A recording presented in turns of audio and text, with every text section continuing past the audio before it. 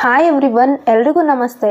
Guys, ನಿಮಗೋಸ್ಕರ ಒಂದು best ಆಗಿರುವಂಥ ಲೋನ್ ಅಪ್ಲಿಕೇಶನ್ ನಾನು ಇವತ್ತು ತೊಗೊಂಡು ಬಂದಿದ್ದೀನಿ. ಹಾಗೆ ಈ ಒಂದು ಅಪ್ಲಿಕೇಶನ್ ನೀವಿಲ್ಲಿ ನೋಡ್ತಾ ಇರ್ಬೋದು. ಈ ಒಂದು ಅಪ್ಲಿಕೇಶನ್ ನೇಮ್ ನೋಡೋದಾದ್ರೆ ಕ್ರೀಡ್ ನೀತಿ ಅನ್ನೋ ಒಂದು ಅಪ್ಲಿಕೇಶನ್ ಆಗಿರುತ್ತೆ. ಹಾಗೆ ಇದು ಕೂಡ ಕ್ರೆಡಿಟ್ ಅಸಿಸ್ಟೆಂಟ್ ಅಂತಲೇ ಹೇಳ್ಬೋದು. ಈ ಒಂದು ಅಪ್ಲಿಕೇಶನ್ಗೆ 4.3 ರಿವ್ಯೂಸ್ ಇರುತ್ತೆ, 3+ ರೇಟೆಡ್ ಇದೆ. ಹಾಗೆ 100K+ ಡೌನ್ಲೋಡ್ಸ್ ಕೂಡ ಮಾಡ್ಕೊಂಡಿದ್ದಾರೆ. ಈ ಒಂದು ಅಪ್ಲಿಕೇಶನ್ ನಮಗೆ ಫೈನಾನ್ಸ್ಗೆ ಆಗಿರ್ಬೋದು, ಪರ್ಸನಲ್ ಲೋನ್ಸ್ಗೆ ಆಗಿರ್ಬೋದು ತುಂಬಾ ಯೂಸ್ ಆಗ್ತಾ ಇದೆ. ಈ ಒಂದು ಅಪ್ಲಿಕೇಶನಿಂದ ನಮಗೆ ಏನೆಲ್ಲ ಬೆನಿಫಿಟ್ಸ್ ಅನ್ನೋದು ಸಿಗ್ತಾ ಇದೆ, ಹಾಗೆ ಏನೆಲ್ಲ ನಮಗೆ ಕೀ ಫೀಚರ್ಸ್ನ ಇವರು ಕೊಡ್ತಾ ಇದ್ದಾರೆ, ಏನೆಲ್ಲ ನಮಗೆ ಎಲಿಜಿಬಿಲಿಟಿ ಇರಬೇಕಾಗುತ್ತೆ, ಯಾವ ರೀತಿಯಾಗಿ ನಾವು ಲೋನ್ ಅಪ್ಲೈ ಮಾಡ್ಕೋಬೇಕು ಅನ್ನೋ ಒಂದು ಪ್ರೋಸೆಸ್ನ ನಾನು ನಿಮಗೆ ತಿಳಿಸ್ತಾ ಇದ್ದೀನಿ. ಸೊ ವಿಡಿಯೋನ ಸ್ಕಿಪ್ ಮಾಡ್ದೇ ಕೊನೆವರೆಗೂ ನೋಡಿ. ಹಾಗೆ ನಮ್ಮ ಒಂದು ವಿಡಿಯೋಗೆ ಲೈಕ್ ಮಾಡಿ, ಶೇರ್ ಮಾಡಿ, ನಮ್ಮ ಚಾನಲ್ ಸಬ್ಸ್ಕ್ರೈಬ್ ಮಾಡ್ಕೊಳ್ಳಿ. ಸಬ್ಸ್ಕ್ರೈಬ್ ಮಾಡ್ಕೊಂಡು ನಾನು ಹಾಕುವಂಥ ವಿಡಿಯೋ ನೋಟಿಫಿಕೇಶನ್ ನಿಮಗೆ ಮೊದಲಾಗಿ ಬರುತ್ತೆ. ಗಾಯ್ಸ್, ಈ ಒಂದು ಅಪ್ಲಿಕೇಶನ್ ಲಿಂಕನ್ನು ನಾನು ಡಿಸ್ಕ್ರಿಪ್ಷನಲ್ಲಿ ಕೊಟ್ಟಿರ್ತೀನಿ. ನೀವು ಆ ಲಿಂಕನ್ನು ಕ್ಲಿಕ್ ಮಾಡಿಕೊಂಡ್ರೆ ಪ್ಲೇಸ್ಟೋರಲ್ಲಿ ರೀಡೈರೆಕ್ಟ್ ಆಗ್ತೀರಾ. ಈ ಒಂದು ಅಪ್ಲಿಕೇಶನ್ ನಿಮಗೆ ಸಿಗುತ್ತೆ. ಸೊ ಈ ಒಂದು ಅಪ್ಲಿಕೇಶನ್ ಇನ್ಸ್ಟಾಲ್ ಮಾಡಿಕೊಂಡು ಓಪನ್ ಮಾಡ್ಕೊಳ್ಳಿ. ಸೊ ಇಲ್ಲಿ ಪರ್ಮಿಷನ್ಸ್ನ ಕೇಳ್ತಾರೆ. ಸೊ ಪರ್ಮಿಷನ್ಸ್ನ ನೋಡಿಕೊಂಡು ಅಗ್ರಿ ಮೇಲೆ ಕ್ಲಿಕ್ ಮಾಡ್ಕೊಳ್ಳಿ. ನೆಕ್ಸ್ಟ್ ಇಲ್ಲಿ ನಮ್ಮ ಒಂದು ಮೊಬೈಲ್ ನಂಬರಿಂದ ನಾವು ಈ ಒಂದು ಅಪ್ಲಿಕೇಶನ್ ರಿಜಿಸ್ಟರ್ ಆಗಬೇಕು.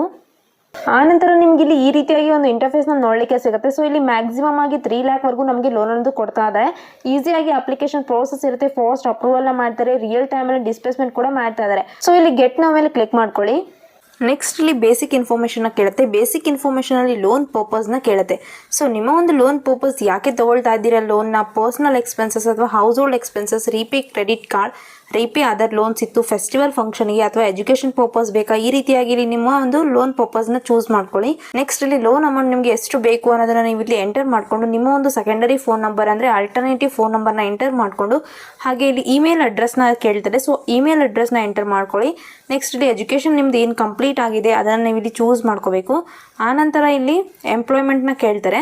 ಸೊ ನಿಮ್ಮ ಒಂದು ಎಂಪ್ಲಾಯ್ಮೆಂಟ್ ಟೈಪ್ ಯಾವುದಿದೆ ಅದನ್ನು ಕೂಡ ಚೂಸ್ ಮಾಡ್ಕೊಳ್ಳಿ. ಮ್ಯಾಚುವಲ್ ಸ್ಟೇಟಸ್ನ ಕೇಳುತ್ತೆ. ನೀವೇನಾದರೂ ಸಿಂಗಲ್ ಇದ್ದೀರಾ, ಮ್ಯಾರಿಡ್ ಇದ್ದೀರಾ ಅನ್ನೋದನ್ನು ಸೆಲೆಕ್ಟ್ ಮಾಡಿಕೊಂಡು, ನಂಬರ್ ಆಫ್ ಚಿಲ್ಡ್ರನ್ನ ನೀವು ಚೂಸ್ ಮಾಡಿಕೊಂಡು, ಹಾಗೆ ಟೈಪ್ ಆಫ್ ರೆಸಿಡೆನ್ಸ್ನ ನೀವು ಸೆಲೆಕ್ಟ್ ಮಾಡ್ಕೊಳ್ಳಿ.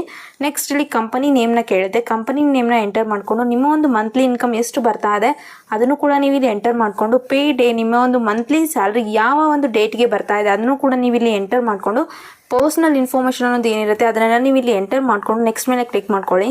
ನೆಕ್ಸ್ಟ್ ಇಲ್ಲಿ ಕಾಂಟ್ಯಾಕ್ಟ್ಸ್ ಡೀಟೇಲ್ಸ್ನ ಕೇಳುತ್ತೆ. ಫ್ಯಾಮಿಲಿ ಕಾಂಟ್ಯಾಕ್ಟ್ ನಂಬರ್ 1 ಹಾಗೆ ಅವರ ಒಂದು ನೇಮ್, ಅವರ ಒಂದು ಫೋನ್ ನಂಬರ್ನ ಎಂಟರ್ ಮಾಡ್ಕೊಳ್ಳಿ. ಇದೇ ರೀತಿಯಾಗಿ ಫ್ಯಾಮಿಲಿ ಕಾಂಟ್ಯಾಕ್ಟ್ ನಂಬರ್ 2 ಹಾಗೆ ಸೋಷಲ್ ಕಾಂಟ್ಯಾಕ್ಟ್ ಅಂದರೆ ಫ್ರೆಂಡ್ಸ್ ಅಥವಾ ಯಾರಿದ್ದಾರೆ ಅವ್ರದ್ದು ಒಂದು ಕಾಂಟ್ಯಾಕ್ಟ್ನ ನೀವು ಇಲ್ಲಿ ಎಂಟರ್ ಮಾಡಿಕೊಂಡು, ಫೋನ್ ನಂಬರ್ ಕೂಡ ಇಲ್ಲಿ ಎಂಟರ್ ಮಾಡಿಕೊಂಡು, ಹಾಗೆ ಒಂದು ನೇಮ್ ಹಾಗೆ ಅವರ ಒಂದು ಫೋನ್ ನಂಬರ್ನ ಎಂಟರ್ ಮಾಡಿಕೊಂಡು ನೆಕ್ಸ್ಟ್ ಮೇಲೆ ಕ್ಲಿಕ್ ಮಾಡ್ಕೊಳ್ಳಿ.